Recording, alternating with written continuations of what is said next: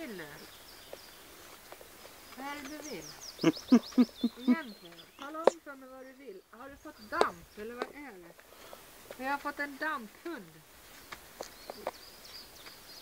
Vad är det du vill?